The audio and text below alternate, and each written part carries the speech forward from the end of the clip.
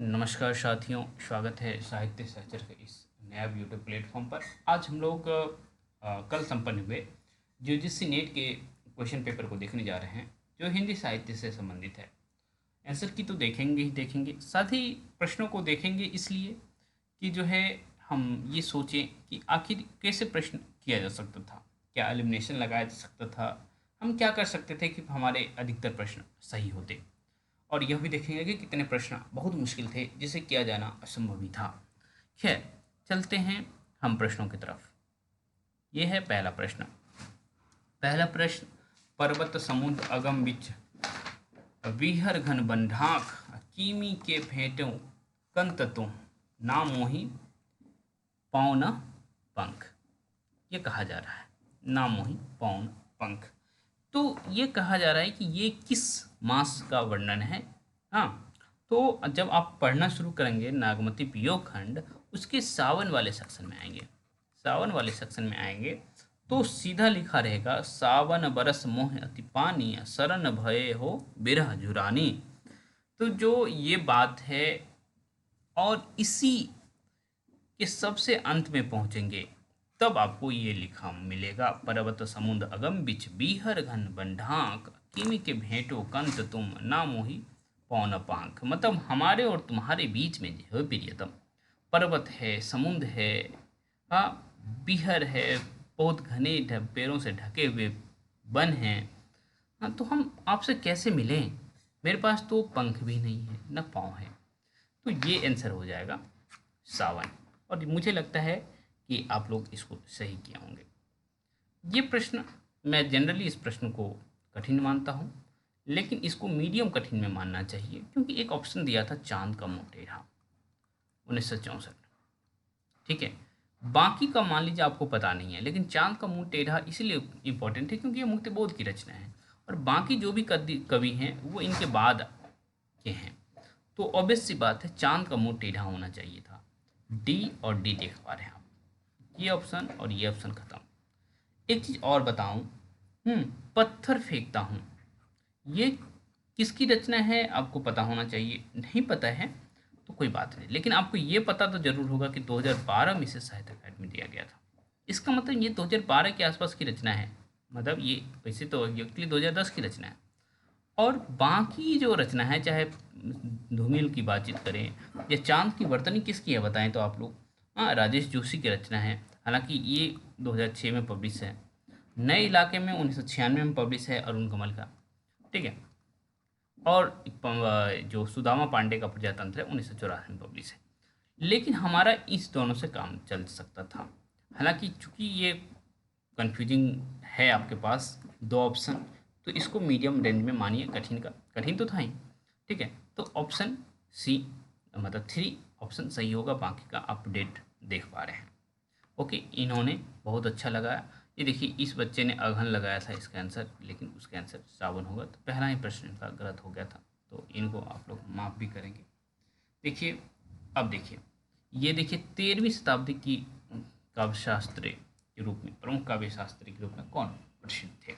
ठीक है, तो बच्चे कंफ्यूज यहाँ भी हुए हैं क्योंकि इन्होंने जगन्नाथ लगाया है आंसर, लेकिन इसका जयदेव होगा।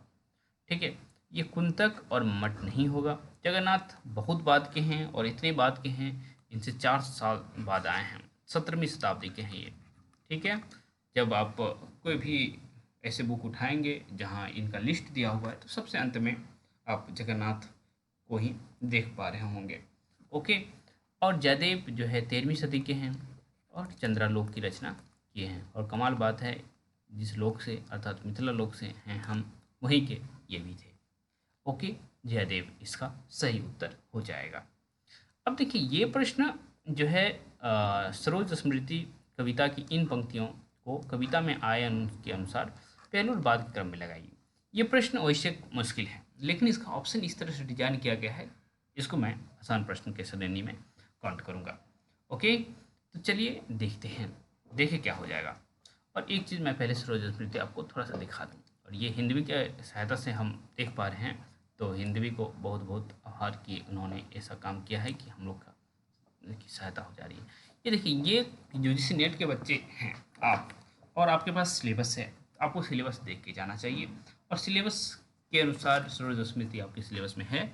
और इसका देखिए सेकंड पंक्ति ही, तेरा वह जीवन सिंधु तरन, ठीक है, ये सेकंड पंक्ति ही आपसे दे दिया गया है।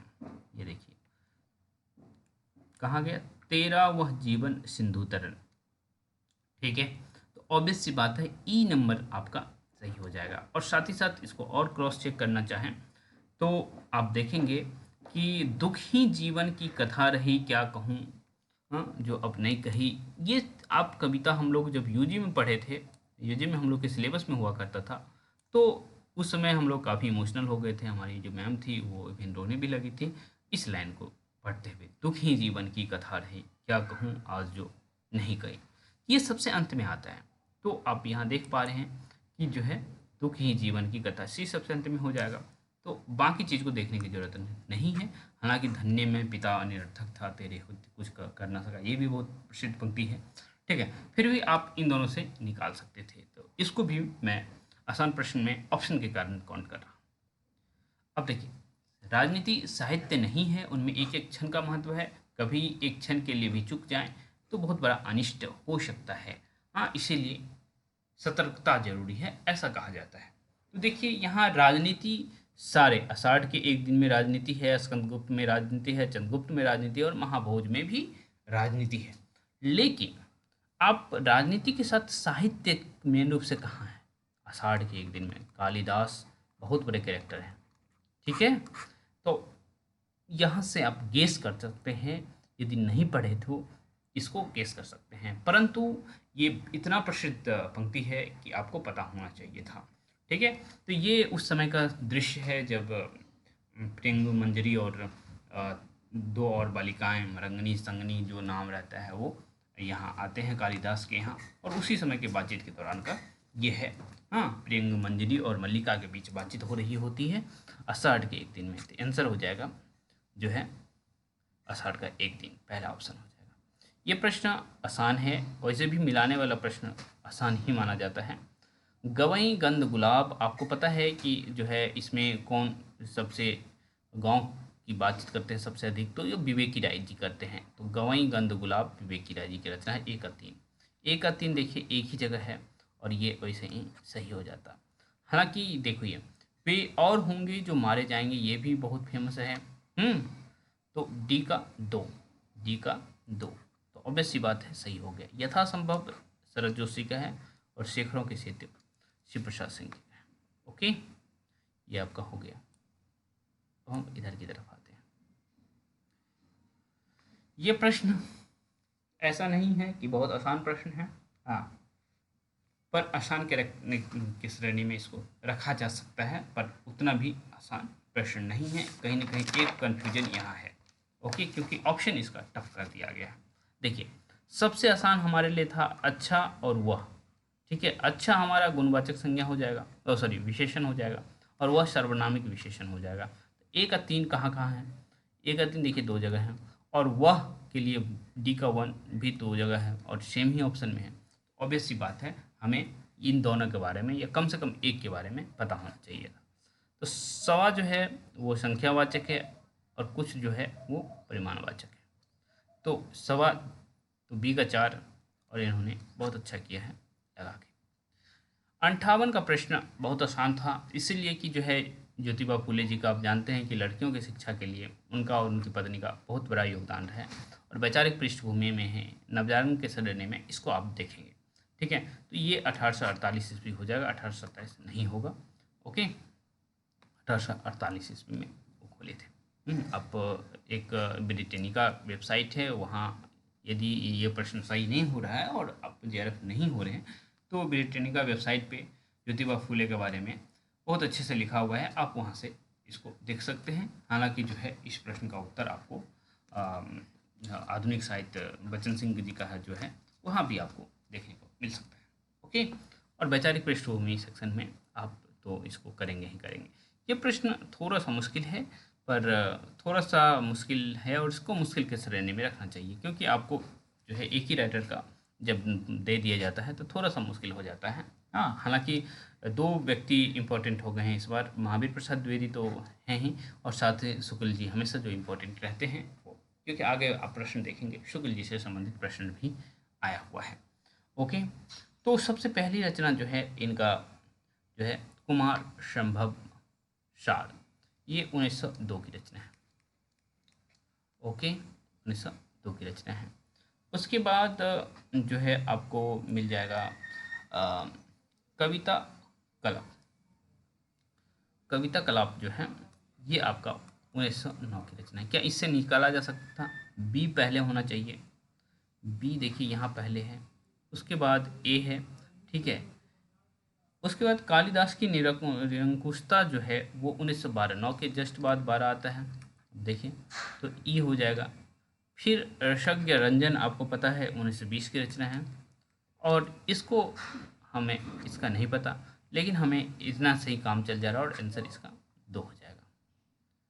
ओके, ये प्रश्न थे मुश्किल, क्योंकि ये प्रश्न जो है प्रयोगवाद से संबंधित नामवर सिंह का कथन पूछ लिया जाता है। हाँ, आधुनिक साहित्य की प्रवृत्तियाँ यदि आप पढ़े होंगे तो इन प्रश्नों पर गौर किए होंगे, ठीक है।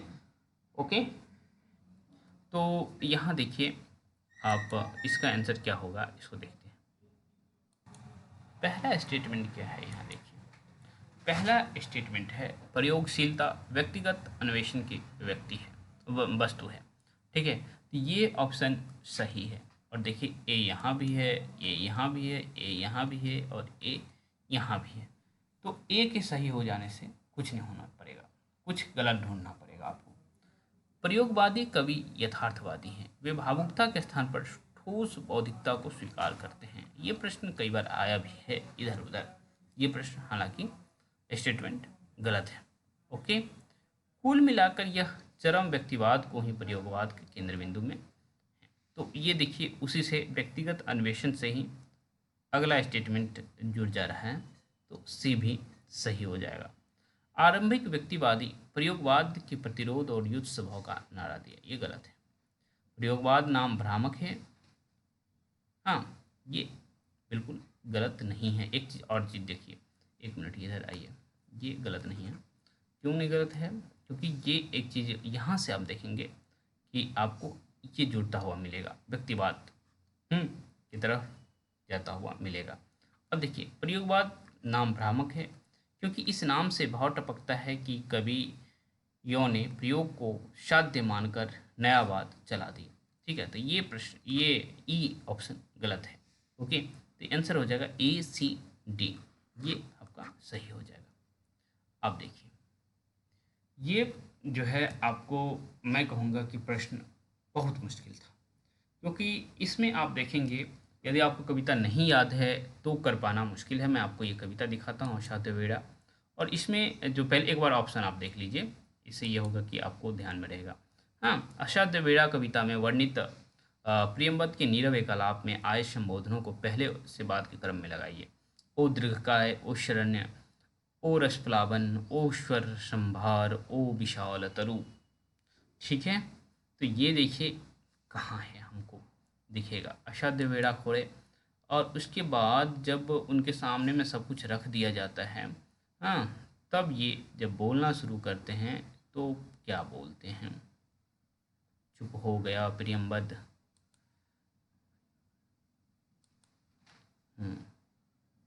ये देखिए मौन, इधर आपको दिखेगा। अब देखिए सबसे पहला संबोधन आपको दिखेगा, यहाँ आपको कर्सर दिख रहा होगा, ओ विशाल तरु, कर्सर दिख रहा है या नहीं दिख रहा है? हाँ, तो सबसे पहला संबोधन क्या है? ओ विशाल तरु, ठीक है। तो क्या हमारा एक पता होने से हो जाता? डी पहले होगा, तो डी देखिए यहाँ पहले होना चाहिए था, ठीक है। तो इन्होंने गलत लगा दिया, डी सबसे पहले दे रखा है। हालांकि फिर भी मैं कहूँगा ये प्रश्न मुश्किल है, ठीक है। उसके बाद आप देखेंगे कि क्या आता है, आप आगे बढ़ेंगे तो ओ करके ओ दीर्घकाय, ठीक है। फिर हो जाएगा तुम आपका ए डी ए, फिर आपका आ जाएगा क्या, धीरे धीरे आगे बढ़िए तो आपको दिख जाएगा ये सारा चीज़, ठीक है। तो यहाँ ये प्रश्न मुश्किल पूछ लिया गया था, क्योंकि इतना अंदर से आपको पूछा जाएगा ये किसी ने भी उम्मीद नहीं किया था। ओके, तो चलिए नेक्स्ट प्रश्न की तरफ हम बढ़ते हैं, क्योंकि आप एक चीज़ देखिए, क्योंकि हमारा जो है इससे ही काम चल जा रहा है, तो बहुत करने की ज़रूरत नहीं है, वो आते रहेगा। तो 61 तक हम लोग कर लिए। 11 प्रश्न चूँकि वो प्रयोगवाद और आगे जुड़ गए थे, इसीलिए मैंने 61 भी कर दिया। नेक्स्ट प्रश्न जो है हम लोग आगे करेंगे। इस तरह से 61 तक में हम 2 प्रश्न इसको कहेंगे जो बहुत मुश्किल था। ठीक है, 2 प्रश्न हमें अभी तक मुश्किल मिले हैं, धीरे धीरे हम लोग करते जा रहे हैं, तो देखेंगे कितने प्रश्न मुश्किल है। तब तक के लिए अगले वीडियो का आप इंतज़ार करिए, बहुत ही जल्द वो वीडियो आपके सामने होगा।